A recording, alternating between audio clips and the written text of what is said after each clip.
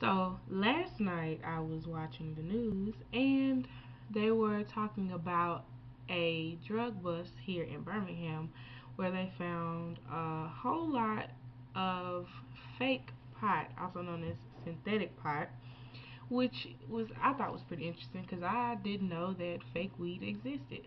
But apparently people have found a way to mix certain chemicals and certain herbs together to um, mimic the effects of weed.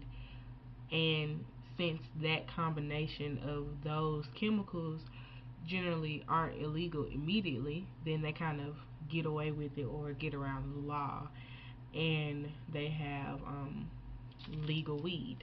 So, um, some of the things um, in the synthetic weed are extremely dangerous, and a lot of them are a lot more dangerous than marijuana itself, and they can be very addictive.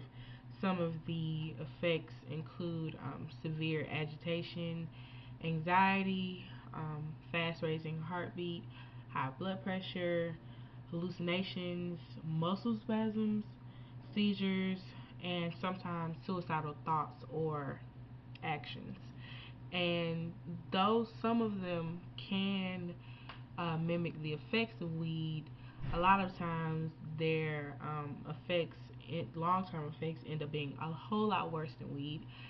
And I thought it was pretty interesting.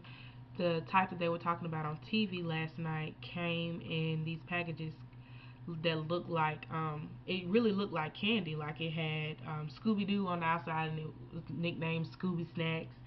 And a lot of the parents were concerned because they wouldn't think anything of it. Like if they saw it in the store, they wouldn't think of it being a drug or anything. They would probably, just grab it for the kids who saw Scooby Doo and give it to them, without even thinking about it. Which is, though it does show that parents should be a little bit more concerned about what they grab for their kids. It is, it kind of makes sense though that they should be concerned about something that is also appealing to their very young children. And like I said, because it's usually not illegal immediately because it hasn't been discovered or anything like that, it's sold in stores. Sometimes it's sold on shelves and things like that, but a lot of times it's kind of undercover deals. Like you have to ask for it specifically. I read somewhere that certain stores don't even sell it to people unless they recognize the people. So it is pretty much a download industry, but because some of it isn't or hasn't made it to the illegal list yet, they kind of get away with it. Um, some of the nicknames for it are Spice, K2, um, Skunk, Moon Rocks, and like I said, what I saw last night, Scooby Snacks.